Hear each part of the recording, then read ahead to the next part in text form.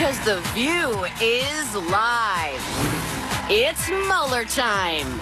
Robert Mueller's set to drop new details about the Russia investigation, who could be heading to jail, and whether it'll have any impact on the president. Calling out Kanye. Why he's apologizing for his phone faux pas in public. But are most of us guilty of doing the same thing? Plus, Congressman Steve Scalise on the terrifying moments when a gunman almost killed him. How he says the president helped him recover, and why it hasn't changed his view on gun control. Let's go! Here come Hot Topics with Whoopi, Abby Huntsman, Joy Behar, Sunny Hostin, and Meghan McCain. Now, let's get things started.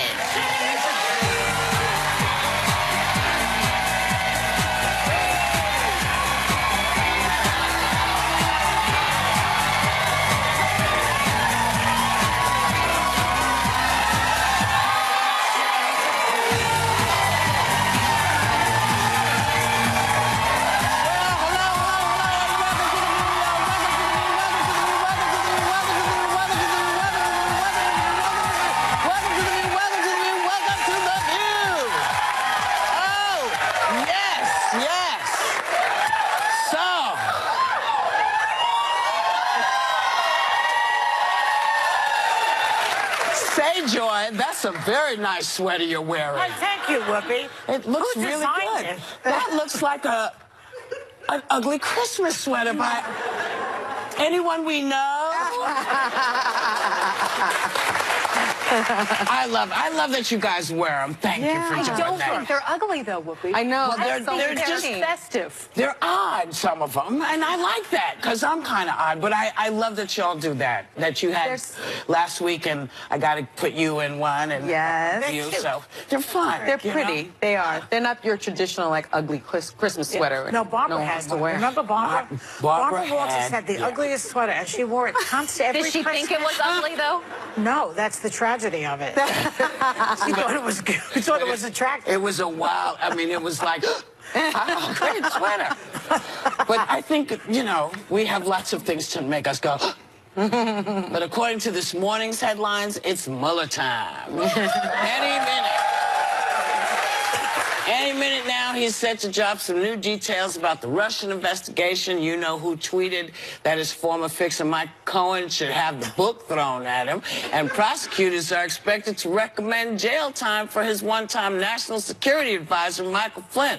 So what do y'all think is going down? No. I think what's going to be interesting is Mueller's been so tight-lipped about the investigation and the scope of the investigation. So this is the first time that we get a peek into the exact scope, how people are cooperating, what they told, federal investigators. And so I think that's going to be pretty interesting because all the judges prior to sentencing are asking for information, and so they have to provide that information today. So it will really be a peek, and we'll see how methodical he's being because he's getting all the lower level people, right? So, and that's how you do it. You get the lower level people, then you get the mid-level people, and you're not even talking to the targets. You're just investigating the targets. Right. And what's also interesting to me is, Roger Stone says, I'll never flip on Trump and I don't have anything to say. Yeah. And I think George Stephanopoulos asked him, have you been asked to cooperate with the government? And he said no. And I was thinking, you're the target. So I thought that was odd that he hasn't been even asked to talk to them. So what do you make of that? He's the one they're after? Yeah, because you're not talking. You're talking to the lower level people. You're building your case, and then the folks at the top, you're not necessarily speaking to them. Say, I'll never flip on. There's certain verbiage, sort of would freak my ears up. Yeah. Because if you say I'll never flip on Trump, it's like, well, yeah. What do you mean you'd never flip on? What would you flip on him about? What are you talking about? I will never testify against Trump. Well, and maybe they're hoping to say the same thing. Like Cohen said he would never flip on Trump either, and he's singing like a canary right now. Yeah. Because the thought of being, in prison is really a horrible idea. Let's face it. Prison's no fun. No. Yeah, and they don't want to do it. And Manafort's old now. I mean, he's older than me. Almost. Is anyone older than me in this room? But I mean, he's going to spend the last few years of his life in prison, and then Cohen is young and he has kids, and no. I don't know, these three guys, Michael Flynn, Paul Manafort, Michael Cohen, I've said this before, these are not good guys. They've got a past that But he could only very picks well... the best people. Well, Michael Cohen, until now, he's weak and he's stupid, but he relied on him for his most precious dealings. If anyone can survive this, it's President Trump. I mean, time and time again, we have seen him go through moments. Access Hollywood video, I thought for sure that was going to take him down. Stormy Daniels, who knows where that ends, but as of right now, he actually has the upper hand. It sounds like Stormy's team may have to pay his lawyers $800,000. With people. I don't think treason is going to sit well with American But we've seen it already. No, we haven't. We've heard people talk about it, but no one's been able to say, and here's where it is. And I think that's what people are waiting for. They're waiting for, here's the smoking, I don't want to say the word, but here's the, we'll get a peek the smoking into that. flute. We'll get a little bit of a peek into What if there isn't that anymore? We'll get a peek today, I think. But what if there isn't that smoking, I'll say it, smoking gun at the end? Yeah. Well, What if we're not there gonna isn't see that? that. We don't know, because there may not be a direct link between these guys that gets President Trump behind bars. We're not going to see that today. But don't we? No, I'm just saying we don't know. It may never even end up there. Don't we already know that he gave Michael Cohen permission to pay hush money to that McDonald woman and also Stormy Daniels? He actually was in that. Which that is whole, arguably a campaign finance. That's a campaign finance regulation. But I think that people he want, violated. you know, that concrete. I think they want concrete. Yeah, and Cohen taped a lot of stuff. Let's not forget that he was very much the compulsive taper.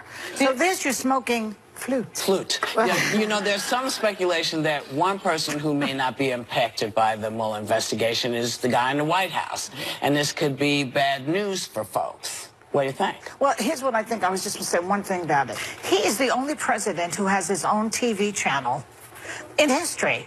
Nixon didn't have it, so he has Fox News, and Fox will just back him up because I would be careful about that, though, because... Well, let me finish the thought. Okay. His failure as a president means their failure as a station. So they have everything invested in propping him up and backing his lies. So that is a very, very unusual position for somebody to be in. This, Did you watch the Chris Wallace interview with President Trump a few weeks ago? Yeah. Did you think that there were some hard-hitting questions there? Yeah. Because that was Fox News. I mean, there are a number of folks there that very much push back on him and are not in his camp, that are great journalists. Brett Baer, Kennedy, Harris Faulkner, Shep Smith. I could go on and on and on. There are a lot of great people at Fox There are. News. Yeah, but there are plenty who don't. And there's a lot that overall are. Position, I think the Fox, but you could talk about every network. base watches the ones that do not. And I think that's why they get so much access to the president, because he knows that it's a friendly place. Yeah.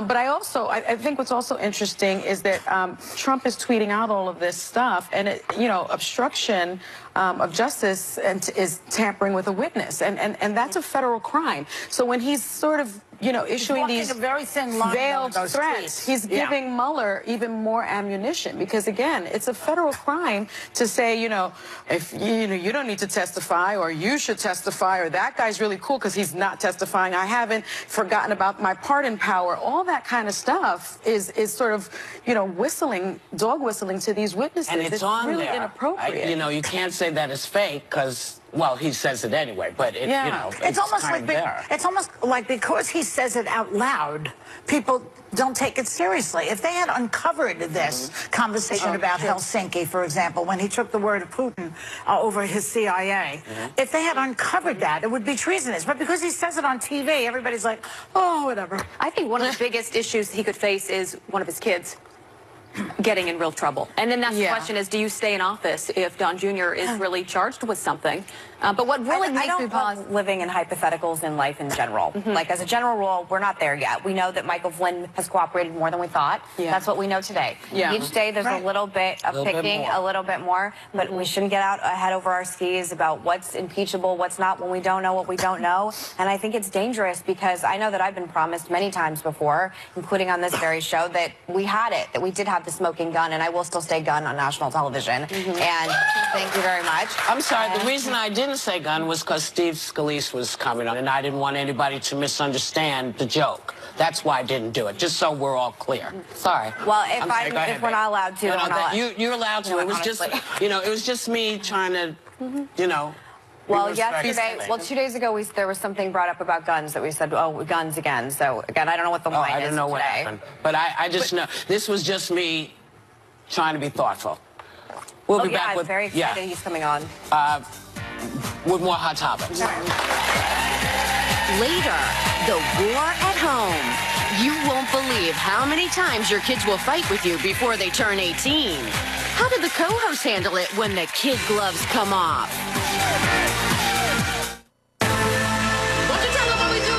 We are really strong women. People need to hear what women have to say, and that's us. That's what makes the show so good.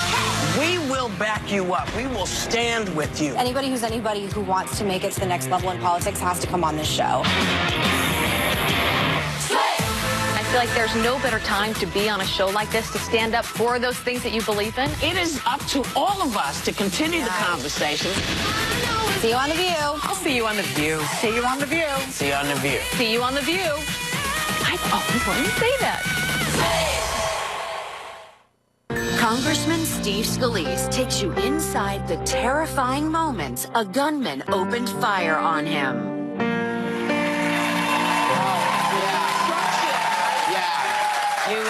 So, welcome back. The opening night of the Cher show on Broadway, the actor who plays Sonny Bono, Jared Spector, noticed that Kanye West was glowing blue in the audience because he seemed to be on his cell phone during the show. So Spector sent him a tweet. So cool that you're here at the Cher show. If you look up from your cell phone, you'll see we're doing a show up here. It's kind of a big deal for us, so thanks. Wow. Now, Kanye apologized for his lack of etiquette. And you know, it's a question I sometimes ask myself, because I try to make it a policy that, no, if you're working on stage, if I'm performing for you, don't do that, because you see me.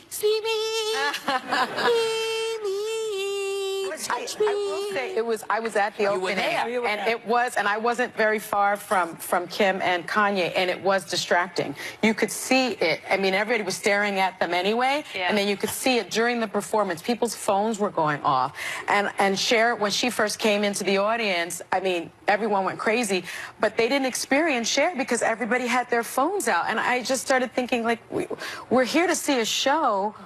Why are you not living in the moment? I mean, you know this, I like experiences. I'm a person of experience, so sometimes I never have pictures of the things that I go to because I just want to go to them and experience it.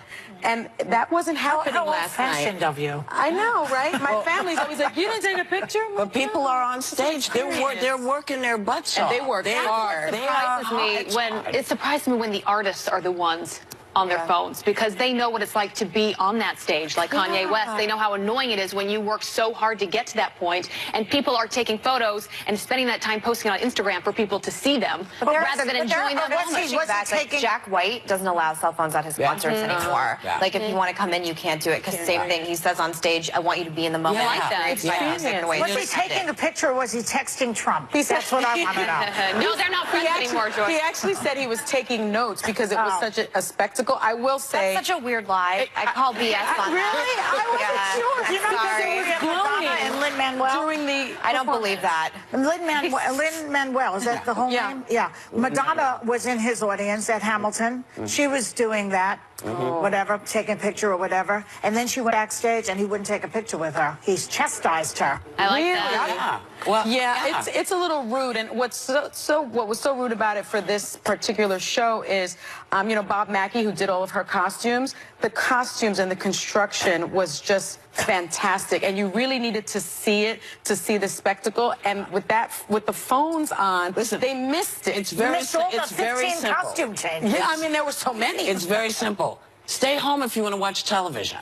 Yeah. If you don't, the theater is meant to be live. If people on stage, they're there. You can almost touch them. Yeah. If you want to watch it here, then don't go, because it really does. It is distracting, because on stage we can see you. We can see. And I say this all the time. My shows is like, you know, I can see you, right? Yeah. So put the phone down. Why don't they confiscate them at the door? They could. Some places do that. Some places do. Yes, they're allowed to do that. Yeah. Because they did announce no phones and no picture taking. But you know, you can. There's it's also not the same thing. But I throw parties where you can have cell phones in it, like where I make you drop it, and then especially in Vegas. You know, remember what happened to Prince Harry? Oh, Yep. Not on my watch. What happened to Prince Harry? Those took a photos picture of of him in him the hotel naked. room. Photographed him doing, you know, and everybody wants to be on top and do the I didn't gotcha, find those but photos. coming to the theater, please just be respectful of the artist, because people are working really hard, and if you're distracting them because you're doing this, you could cause somebody to fall off a stage. Yeah. I mean, it's really important that you pay attention. And they worked so hard. It was such a good show. Catherine Hepburn's story, she stopped the show. She just stopped the show. It wasn't a phone. It was something else. They were fixing the little wrapper candy thing. wrap. Oh, I hate that. And she just said, Right. Stop it. But why I do can they give see you the candy if you can't open it? Open it before we come on stage. We'll be right back.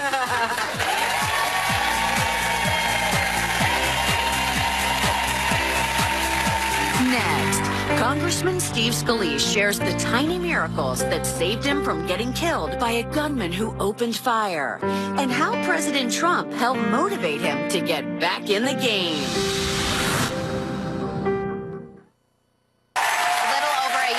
Congressman Steve Scalise came terrifyingly close to death when a gunman opened fire on him and other congressmen.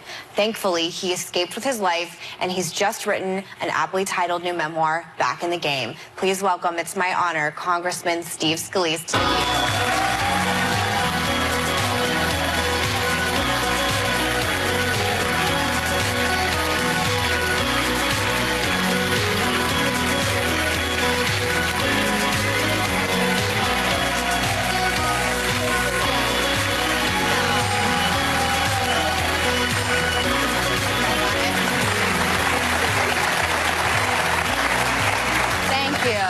Thank you so much for coming on, Congressman. It's such an honor to have you here. You know, what an honor to be here, and thank y'all for having me, and love the reindeer sweater. Thank you. She can give you one if you like. Yes, Merry Christmas. Merry Christmas. So we want to talk about your book, but obviously we have to bring up America's mourning the loss of former President George H.W. Bush. What do you think of his legacy, especially in regards to today's Republicans? Well, you know, President George H.W. Bush was such a warm and gentle man. And yesterday I was at the ceremony at the Capitol, and it was just a wonderful celebration of his life. You had a lot of really touching speeches, and, you know, our Speaker, Majority Leader in the Senate, and the Vice President gave some wonderful remarks, and the crowd was tearing up. I teared up a few times, and you could see President George W. Bush and the rest of the family tearing up as well, just celebrating the great life of a great man. And just look what he did in New Orleans. I'm from New Orleans, represent the city of New Orleans. And after Hurricane Katrina, he and President Clinton, and Bill Clinton had defeated him in the election, and yet they came together and put together the Bush Clinton Foundation, raised over $90 million to help rebuild schools and churches. And just, that's the kind of person that he was, and it's great to celebrate a wonderful life. And I know, Megan, you have a similar celebration, tough time, but what a wonderful legacy you have to remember as well. Yes, thank you. And speaking of life, it's a miracle that you're sitting with us today, because a little over a year ago, you almost lost your life. You were at a congressional baseball practice. I remember because I was covering the breaking news at the moment, and no one knew really what was happening at that time. You thought that it was a tractor that was backfiring. At what moment did you realize what had happened and that you were shot? You know, the first shot, you're on a baseball field at 6:30 in the morning. You're not thinking that there's a shot being fired. The second shot, I knew it was gunfire, and by the third shot, I was hit and went down. My legs gave out, the bullet shattered my femur and broke my hip, and so it did a lot of internal damage. I didn't realize how much damage it did, but I went down, and I just started crawling away. And I could tell it was coming from third base. I'm on second base, so I didn't see the shooter, but I could just hear the gunfire, and I'm crawling away from it, and then my arms gave out after about 20 feet. And at that point, I just started to pray. I said, God, I put it in God's hands, and I prayed. The first thing that came to mind, I've got a daughter. She was 10 years old at the time. And I said, God, please don't let Madison have to walk down the aisle alone. And it's just the first memory that came to me. And boy, I just felt this incredible calm come over me that God, I put it in his hands, and he did take care of me. And there were so many miracles on that field. I document a lot of those in the book. Things that you just, maybe the first or second thing you go, that's a coincidence. And after the third and fourth and fifth thing, Trent Kelly, a congressman from Mississippi, is playing third base, maybe 30 feet from the shooter. And he shoots right at Trent's head. and the bullet hits a link in the chain link fence and just veers enough to where it went. He said he felt it go right by his head, but it was directed for him. And then he looks over and he sees the shooter and he takes off. And he served in Iraq, so he knew immediately it was a gun. The gentleman who was also the doctor in... Brad Wenstrup, congressman from Ohio, colleague of mine. Typically, he leaves at around 7 o'clock in the morning. He had an 8 o'clock meeting at his office, and then the meeting got canceled on his way to practice. So his scheduler said, okay, you don't have the 8 o'clock meeting, so he decides to stay late. And he goes to the batting cage, and when the shooting starts, you know, Brad was a combat surgeon in Iraq.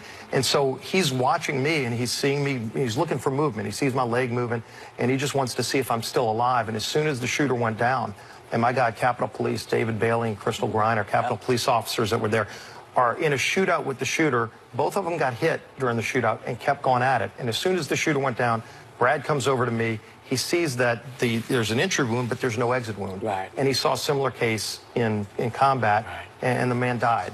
The soldier died. So he knew what was going on inside of me, and he knew he needed to stop the bleeding. And he put on a tourniquet. My trauma surgeon told me if that tourniquet wasn't applied just perfectly like Brad put it on, I would have never even made it to the hospital. So many miracles like that. And there were...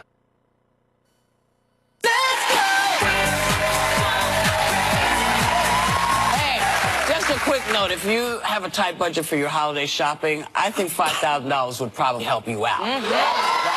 So listen up, because we're announcing our holiday cash sweepstakes. One lucky home viewer is winning $5 grand this Thursday. So go to the Facebook page, find out where you can enter for a chance to win by tomorrow at midnight Eastern, and then tune in on Thursday to see if you won. That's great. Yeah. I bet $5,000 would make it easier to get around, but maybe not, because people are relying so much on their GPS, you know, to figure out where they are and where they're going. And I feel, and many people seem to feel, that we're losing our sense of direction. Especially according to this op-ed in the Washington Post. I mean, I think it's true. I think people, you put it in and then you hope for the best. Because there's no guarantee that you can even read the GPS map. You know, because the lines are going this way and that way. How it's did like people used to do it? Maps. So you would hold up a map on your dashboard. You had someone or you're driving, you opened up the map and you followed the line and you learned how to do stuff. You learned how to take the time that you needed to figure out where you went. It's the same with a phone number. With the phone, how many of you remember phone numbers? Yeah, if I had to call my mom right now, I couldn't tell you how to reach my mom. I don't know my mom's cell phone number. See? I still remember my original phone number. Yes. My dad but other numbers I don't remember. But the GPS system, the Waze system, has destroyed my husband's brain. What do you mean? Because he used to be map man, Steve. He knew, he read everything, and he doesn't go 2 blocks without Waze anymore. Right. You know, but I think it's good for men because they never would ask for directions. Right. Now they don't have to. And now they have that. I mean, my dad taught me how to read a map. Because she hits when I was, but it goes, that's right. Because when I was driving, you know, as a 18-year-old, we needed the maps. We didn't have that GPS. But now I got to tell you, I use my GPS everywhere I go, even though I know how to get there. But sometimes they give you good tips, like there's a crash here. Well, that's what Waze is for. There's a crash. Specifically, I like that. Is why Waze was created, to tell you where the problems were. It wasn't created to tell you where places were. No. But people use Waze the same way. And what tends to happen is it will take you sometimes to the wrong place or through places you really don't want to go through. Sometimes that does happen. Yeah, that does happen. You know, and I'm not allowed to drive for several reasons. But occasionally, I will hop in my VW and, you know, put the thing in. And, man, I'm driving along and I'm like, I don't know where I am. And I don't think I'm supposed to be in this neighborhood. But you have to trust. It does do that. So are we just a dumber generation? Well, like if you were to leave, if I were to be left in the middle of nowhere, I think I'd have a much harder time finding safety than, let's say, generation. Stick with me, kid. You'll be fine. Oh, yeah? I'll just hang out with Megan. She's got her shotgun. Oh, not the gun. I can find my way around. You always carry, if you get left in the middle of nowhere. I didn't say anything about guns, Abby. No. You pick up 2 handfuls of dust. and you walk with them. And if someone gets out their car and they come at you, you throw the dirt at them. That's pretty good. It's right in the eye. Oh, yeah. No gun. Well, you know, guns don't hurt. But if you don't have one, get some dirt and right in the face. Because good. no one is looking for that. We didn't have cell phones or GPS. No. I was scared a lot of times. I remember when I drive by myself, I had a bowling pin with a hat on it next to me, a big bowling pin to make it look like somebody else was was with in me. the car. Really? Yeah. I know my dad taught me how to I change. dated that bowling pin. My dad taught me it's how to cold change, outside. right? My dad taught me how to change a tire. Because and do it now. You had to call, you didn't have a phone to call anybody or anything like that. But a lot of my younger girlfriends, they don't know how to do it. I used to be able to change my tires on my bug. I love a bug. I love a bug because they just get through where they need to go. So I could change the tires, I could change the oil, and now you got to call people for that. Well, you know, one time I tried to change them, but my lug nuts were frozen. And when that happens, it's just forget It's rough when you have frozen lug It does. I knew it. I set her up. I knew it. All right, you big lug. We'll be right back.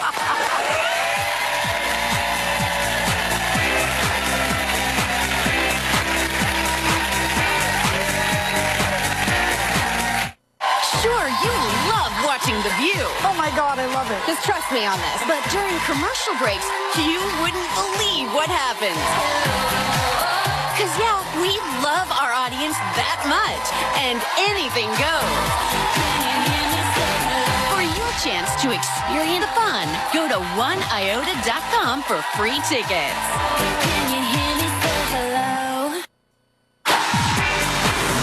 Tomorrow, Congressman Steve Scalise on the terrifying moments when a gunman almost killed him. How he says the president helped him recover, and why it hasn't changed his view on gun control. Welcome back. Welcome back. So, Yeah, I just wanted to give a shout out to somebody before we go on. On Friday, we were talking about Kid Rock and, I don't know if you read about it. It seemed to be all over the place. But I want to give a shout out to the mayor of Nashville, David Briley, for defending my honor and my good name. Thank you, David. Oh, yeah. And speaking of folks with good names, congratulations to Priyanka Chopra and Nick Jonas, who got married in a traditional Hindu wedding that was packed full of pre-wedding festivities and ceremonies and dance contests. And so that was some wedding, man.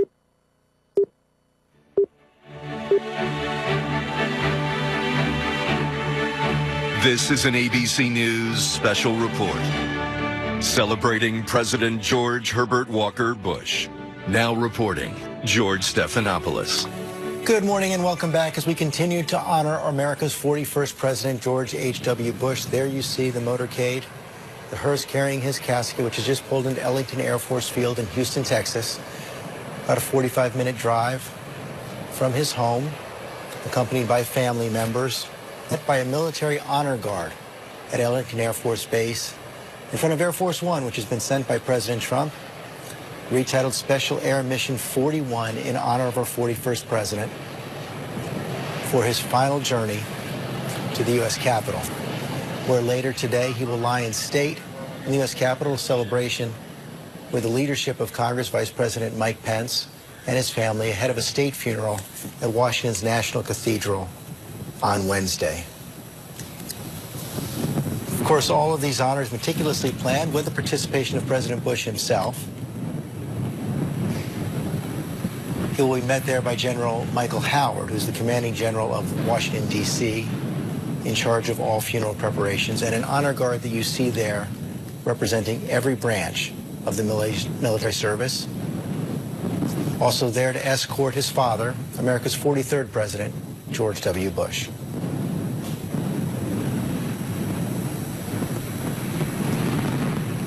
Cokie Roberts, every moment of these rituals meticulously planned. by the military. That is what happens with a presidential funeral, and they're planned often. What happened with President Bush, for instance, is that some of the people he had originally planned to eulogize him have died, and he has had to redo his plans. But you know, George, thinking about these days of respect and remembrance, which we'll be having this week, I'm struck with the tributes that have come in over the weekend by the thousands, how specific they are. It's not, we mourn your loss. It's from the NIH. He did the Human Genome Project. From the CIA. He reconstituted the agency and brought back its reputation. From individuals, one after another, acts of personal kindness. It's really something to see. And there we see the honor guard going to meet the casket. Not only institutional remembrance, Cokie Roberts, but also such personal remembrance for President George Bush. It's been said so many times that he represents another era, an era when people used to write letters, and he wrote them by the thousands. And they're quite personal. His letters to his mother, for instance, really say things that, you know, you don't expect young men to tell their mothers, but he did. And if you had any interaction with him, you would get a note. He wrote to me when my mother died, for instance, a very lovely note. He was very well brought up.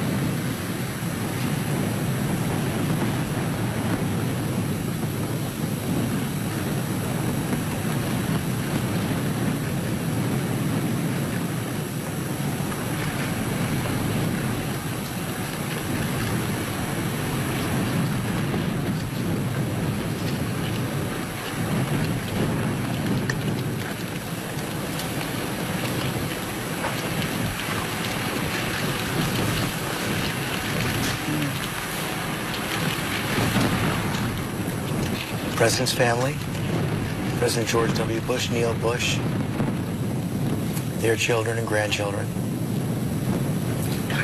and Major General Michael Howard of the Military District of Washington, D.C.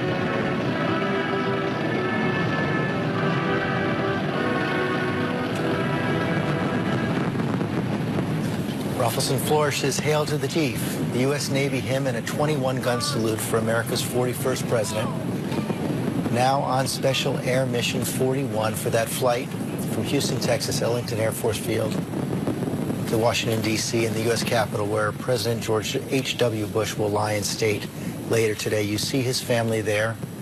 President George W. Bush, his son Neil Bush, children and grandchildren.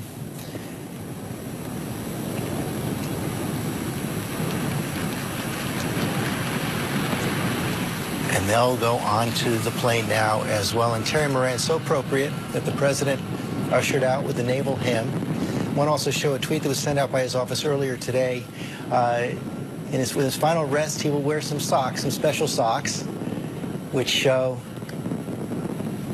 pay homage to his time as a fighter pilot, shot down at the age of 20 in World War II. And Terry, he said that was the defining experience of his life. He did, and he was asked, of all the high positions that he held in public service, vice president, head of the CIA, envoy to China, congressman, what prepared him the best to be president of the United States? And he said that day in September 1945, when he was shot out of the sky, he had been